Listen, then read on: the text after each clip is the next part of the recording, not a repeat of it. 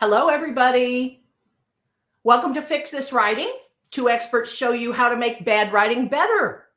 We're thrilled to have you with us. We're going to share some bad writing and our fixes after we introduce ourselves. Let's see. Okay, so please, the comment there says introduce yourself while we're introducing ourselves. We want to know who you are, where you come from, what you're doing. My name's Kim Sido Campbell. I am a professor of technical communication currently at the University of North Texas.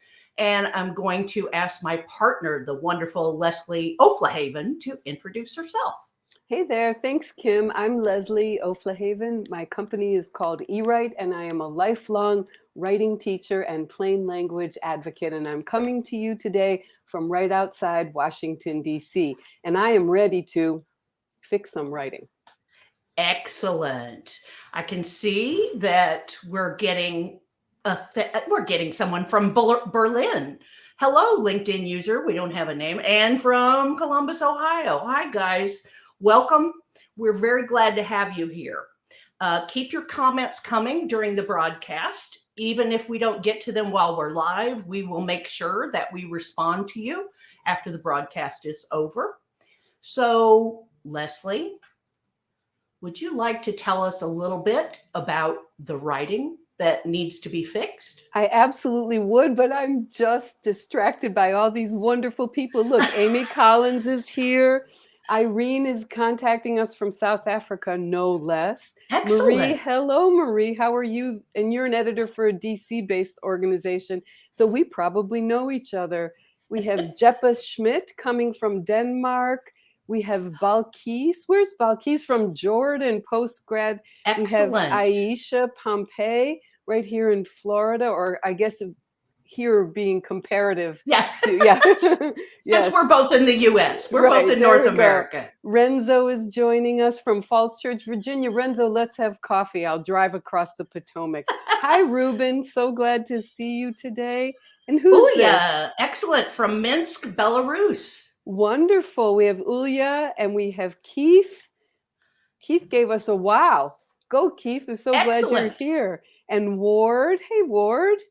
Hey, it's great to see you here. Mexico, too. Awesome. Yes, a translator and copy editor. Love it. Wonderful. And Jill's joining us again. Hey, Jill. Hey, thanks for joining us again. And Jamie's here. And Jamie. Hi, Jamie. Oh, you know Jamie. That's how it is, Kim. Yeah, okay. I do. That's how it is. And here's Cindy Constable from Florida. Wonderful. We're so pleased you're here, and we're so ready to roll up our virtual and actual sleeves and fix some writing. So I am about to show you a sample that I have gathered today, and I'm telling you, it is not pretty. So let me go ahead. I am showing you on this slide a bulleted list that comes from the U.S. Census Bureau. This is at the U.S. Census Bureau's website publicly. I think I use Google to find this list. And this is advice that I don't personally need this advice, but others do. It's advice about when researchers should use a data set that the U.S. Census Bureau offers called the Public Survey System.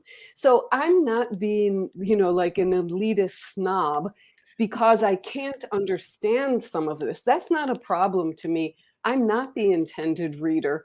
I'm just a great Googler, and I found it. But I am able to tell when a bulleted list is too elaborate, too difficult for the reader, and is about to be burdensome. So before I say why these are bad bullets, I would love it if the people who have joined us, can you weigh in? Why are these bad bullets, in your opinion? Why are these bad bullets? And also, we're asking you to let us know if you've seen a writing problem like this before. Yep. I want to see what everyone has to say. So I'm watching those comments. Why do you think these are bad bullets? All right. While we're waiting to hear from people, why don't you tell us a little bit about why you think the writer wrote it this way? Okay, I would be glad to.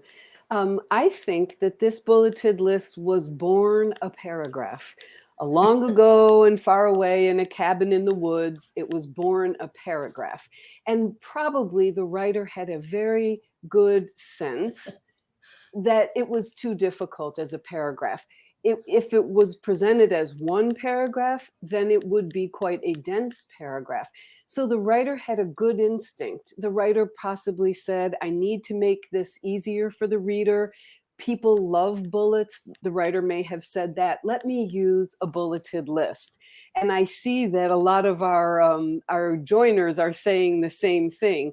The main lines don't need a bullet, says Debbie Camuccio. Right. And Jamie has said they don't seem to be grouped in a logical order. Ooh, Right. one person says it needs a flow chart. How interesting.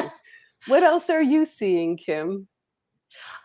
What I see is people saying the notation system. Ward says the notation system is too complicated. Someone else is saying death by PowerPoint. Interesting. Right. Interesting. Well, I'm hoping people have figured out not to use PowerPoint this way, but I could be wrong. Oh, Kim, that's great. That's like a diss from one program, one software to the other. you know? Yeah, Right. that's great. Tanya Yeah. says it's not concise. The bullets should be bite size. I Uh-huh. like that, Tanya. Yes, I do too. So Erica commented, I was taught there should never be a single bullet on its own. I'm not sure if that's correct or not. I Okay. don't think that's a problem when the bulleted list is well organized. This one isn't. So, Kim, what do you think? Why do you think the person wrote this way?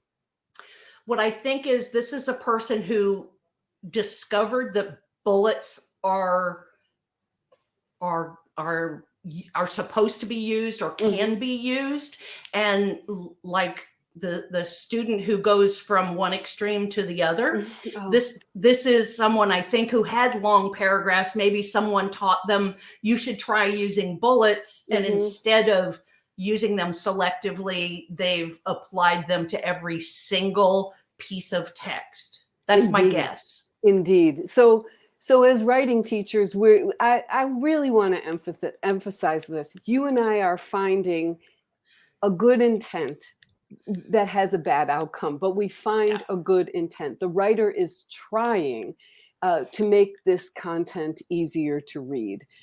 Robert says, I'm exhausted after the first few words. Yes. May I answer your question too now? Kim, I'm ready to talk Absolutely. about why these are so bad. So You bet. it is a writing problem I have seen before. Yes, indeed. And this is really bad writing. And here's why. When readers see bullets, they're seeing an indication that the writer has done a little bit more work so they can do a little bit less work. And when they're able to see bullets well before they read them, they can glance at them. It's a symptom that the writer did a little bit more work so the reader could do a little bit less work. It's a symptom, like a fever is a symptom of a virus. Bullets are a symptom of the good work the writer has done. And many readers say, I love bullets. Give it to me in bullets. Or they say this weird and funny thing, bulletize it for me, bulletize it. So it's not just merely a problem because these bullets are ill used. It's a problem because the promise of easy reading bullets embody that promise. Yeah. And so there's a real disconnect. It looks like it might be easier to understand because it's bulleted, and it really is not easier to understand at all. Yeah. Anything you want to say? With some really marvelous comments here. I love that bullets should be bite-sized, and that's basically what you're saying is to be useful for the reader. It needs to be bite-sized. This was interesting. So Jill said possibly there was more than one writer involved adding content, but then nobody actually made a coherent text out of this. That could have that makes sense to me. Yes, it does. And, remember that old ad, friends don't let friends drive drunk? Well, I say bullets shouldn't have bullets. Exactly. It's so, can you imagine the poor reader whose brain is struggling, closed bullet and then open bullet and then closed square bullet? It's Yeah. too much. So I think we've touched on why we think the writer wrote it this way. The writer had some sense that it was difficult content, or perhaps the writer had full-on evidence that people didn't understand when to Right. use the public survey system. I've worked with the Census Bureau, not on this content in particular, but they field requests for access to data sets all the time, via Sure. email and via phone and other ways. So they might have even known that this didn't work. All right. Yeah. So you're ready So, for, yeah. Leslie, yeah, Mhm. are you ready to fix this writing? I'm gonna fix it. Oh, Okay, I'm ready. let's do it. Let's do it. Okay, here's the fix. Here's what I did. And I edited in humility because, as I admitted from the beginning, I'm not in a position to say whether we need all the content or we don't. I don't know about the PSS data set. So I edited in humility, and I upheld my commitment to only one level of bullet. Bullets shouldn't have bullets. Friends don't let friends drive drunk. Bullets shouldn't have bullets, right? So Right. I chose the 3 closed bullet lines from the before version and set them up as headings. I wrote them in the imperative and slimmed down the language a bit. And Right. then I made sure that the items below, the bullets below, are parallel. And as best I could, I made them start with a verb when I could. I did Right. that. Yeah. Right. So Right. what I'm going Are- for was that funny feeling when somebody fixes something and then the readers feels like they're getting smarter. yeah, that's it. That's Yeah, exactly right. That's yeah. exactly because as Kayla says, usability matters, Mhm. right? Yep. Yep. Okay, right. And Jamie says, "Thank you for making them parallel." Belkis, the perfectionist inside me, is happy. Uh, Me Good, too. I just feel good. this huge, tremendous relief. Like, ah, Yeah. Yep. And actually, when we think about people who might use this content, people who download a data set, yeah, if they download it more than once, maybe the data set is updated annually or something, they right, won't need all 3 of these short bulleted lists as much upon further downloads. Perhaps they right, don't need to read about the limitations to data right, anymore, right, or we want the content to be able to age as the readers change. Yep. right, right. Susan asks, what are the punctuation rules for bullets? That's what Susan's saying. Whoop, let's get Susan's comment up there on the There, screen. whoops, that's not it. Susan, where are you There going, it girl? is. There she is. Whoop, Okay. I'm Well, sorry. I all think right. we're both Yeah, clicking. Sorry. right. I'll here. I'll put my hands off the keyboard. So I'll answer this quickly, and then Kim, maybe you want to answer this also. The Sure. most important thing is that you follow your your organization's style guide, and that your organization provides explicit guidance about how to punctuate bullets. Most people begin a bulleted item with a capital letter, though that's not a hard and fast rule. And most people end bulleted items with a period only when the bulleted item is a complete sentence on its own. And most people better let go of that ancient practice of bulleted items, semicolon, bulleted items, semicolon, bulleted item, semicolon, and bulleted item, period. The Yeah. 1990s calls and wants its bullet punctuation back. Don't do that anymore. That's really How out of true. style. Yeah. How How about you, true. Kim? How do you? I agree.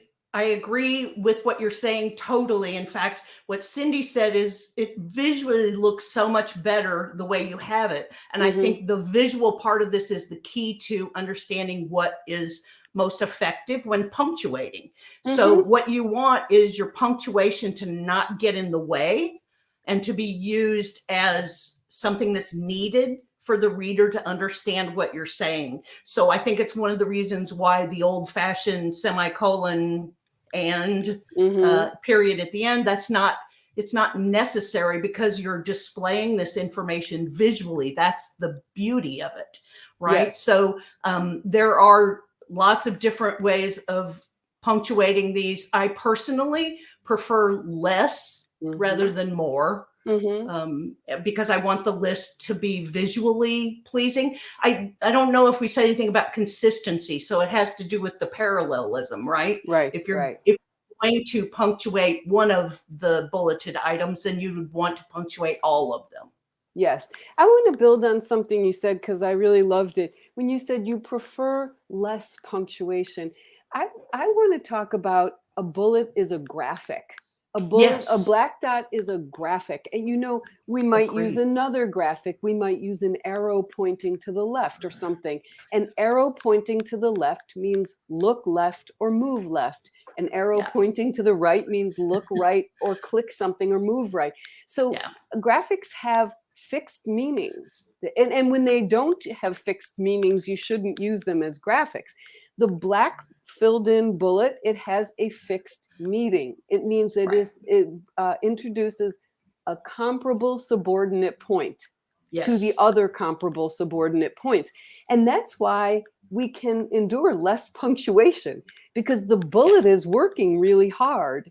It's saying, it has meaning. That's why the first version, the ugly version, was really ugly. Yes. Yes. So I think that's part of what Susan is following up and saying, what if bullets are not sentences? And then what I would say is I would not use anything. I would not use any punctuation. Right.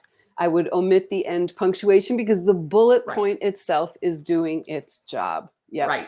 It's showing you graphically that that's an item. Right. And the next bullet is next item. Right. Exactly.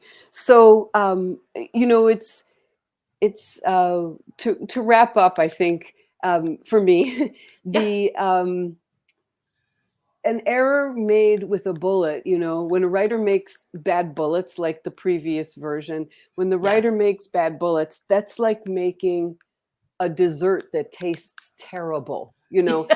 Everyone knows that maybe Brussels sprouts are an acquired taste, but most people love dessert and expect it to taste good.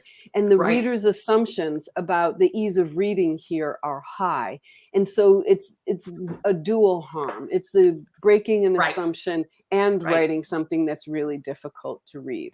Yeah. That's it. Yeah. Absolutely. Yep. I'm interested. I love what Niamat said here. I apologize if I brutally pronounced your name there. He says, fewer punctuation, definitely a sigh of relief. I agree totally. And then earlier he said, surprising to know semicolons days are over. Right. Now, they are sort of over, but of course it depends on your style guide, so it truly depends on, I can tell you in my academic writing, they're not dead yet.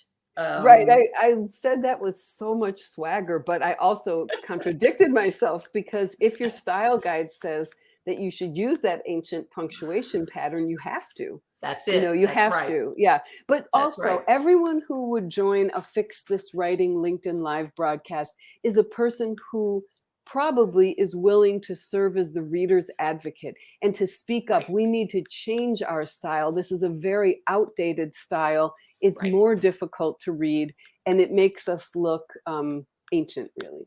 Yeah. Yes, exactly. Yeah. I agree. Completely. We got wonderful comments from people here. Yes. And here's a question. If the bullets are a mix of sentences and phrases, is it correct to assume we should make all of them one or the other? You want to go ahead, Kim? Sure. I would say yes, make them one or the other, so that if each item is an apple, then if one item's an apple and one's an orange or a fruit salad, then make each item a fruit salad. Yeah. If that makes sense. So you want them to be parallel. Not only that's part of making them parallel, but in a different kind of way than you may be thinking about. It's not just the part of speech you start with or the type of clause or phrase. It's also how complete the syntax is. So you want to do it the same way every time. Yep. I agree completely. The promise is that let's not look at the ugly one. Promise is that the bullet is a graphic that's introducing a comparable element. So you really Yeah. can't mix sentences and phrases. You can't. That's not fair. You're breaking a promise to your reader when you do that. Yeah. I agree. All right. I agree. It looks like we're nearing the end of our time, and we Yes. love having you, but we also want to respect our readers, our attendees' time. So, Leslie, thank you so much for that rewrite and for fixing what was truly bad writing.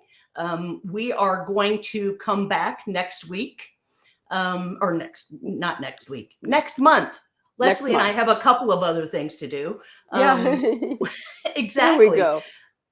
We will be back, there we go, on Wednesday, August 31st, same time for another episode of Fix This Writing. We would love to fix something that you submit to us. If you're willing or interested, you can connect with us on, let's see, Leslie, would you put up our contact info? Here's where we are at our websites, and you can always message us on LinkedIn, and you can message us. You can, comment on anything publicly on LinkedIn and ask us to follow up with you.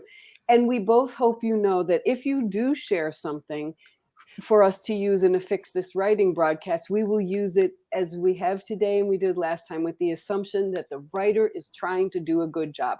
That's our baseline assumption. Yeah, absolutely.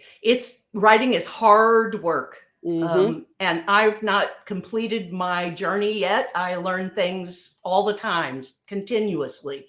So we love learning things with you all. I'm thinking that you all probably have many insights to give us as well.